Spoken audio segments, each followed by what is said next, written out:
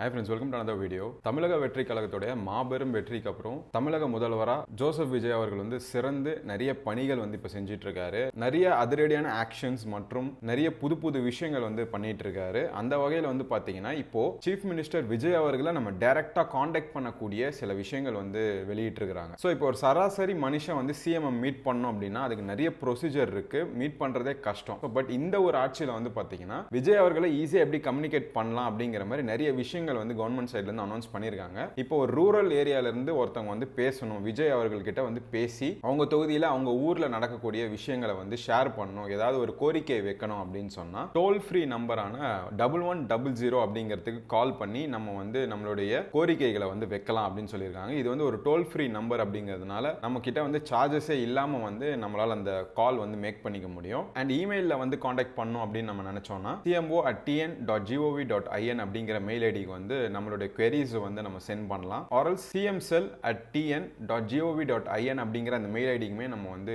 Send பண்ணலாம்னு சொல்லியிருக்காங்க. CM அவர்களுடைய பிரத்யேக வெப்சைட் ஒன்று இருக்கு. அந்த வெப்சைட்ல லாகின் பண்ணி நம்மளுடைய queries வந்து நம்ம அப்லோட் பண்ணலாம் அப்படின்னு சொல்லியிருக்காங்க. அந்த வெப்சைட் பேர் என்னன்னு பார்த்தோம்னா www.cmhelpline.tnega.org அப்படிங்கிறது தான் அந்த வெப்சைட்டோட நேம். அந்த வெப்சைட் டீடைல்ஸ், அதுக்கப்புறம் அந்த email ID details and also வந்து பார்த்தீங்கன்னா அந்த காண்டாக்ட் நம்பர்ஸ் எல்லாமே வந்து நான் உங்களுக்கு டிஸ்கிரிப்ஷன்ல கொடுக்குறேன். இப்போ நீங்க டைரக்டா வந்து சிஎம் அவர்களை வந்து காண்டாக்ட் பண்ணி அவர்கிட்ட வந்து சொல்லணும் அப்படின்னு ஆசைப்பட்டீங்கன்னா இந்த ஒரு மெத்தட்லாம் நம்ம வந்து ஃபாலோ பண்ணிக்கலாம் அப்படின்னு சொல்லியிருக்காங்க. நம்ம டைரக்டா வந்து அவரை மீட் பண்ண முடியலனாலும் நம்மளுடைய குறைகள் மற்றும் நம்மளுடைய கோரிக்கைகளை வந்து நம்ம சுலபமா அவர்கிட்ட கொண்டு போய் சேர்க்க முடியும் அப்படிங்கிறதா சொல்லியிருக்காங்க. அண்ட் ஆல்சோ வந்து பாத்தீங்கன்னா முதல்வர் விஜய் அவர்கள் வந்து டிராவல் பண்ணக்கூடிய டிஸ்டன்ஸ் பாத்தீங்கன்னா அவருடைய வீட்டில இருந்து தலைமை செயலகத்துக்கு 17 கிலோமீட்டர் வருது. அண்ட் ஆல்சோ வந்து இப்போ லேட்டஸ்டா நமக்கு தெரிஞ்ச விஷயங்கள் என்னன்னு பார்த்தோம்னா அவர் வந்து போயஸ் கார்டனுக்கு வந்து மூவ் ஆகிறதுக்கான வாய்ப்புகள் இருக்கு. அவர் வந்து ஒரு புது வீடு அங்க எடுத்து அங்க வந்து அவர் மூவ் ஆகிறதுக்கான வாய்ப்பு இருக்கு. ஏன்னா வந்து டெய்லி 17 கிலோமீட்டர்ஸ் டிராவல் பண்றதுனால மக்களுக்கு அந்த டிராபிக் இடையூறுகள் இருக்கிறதுனால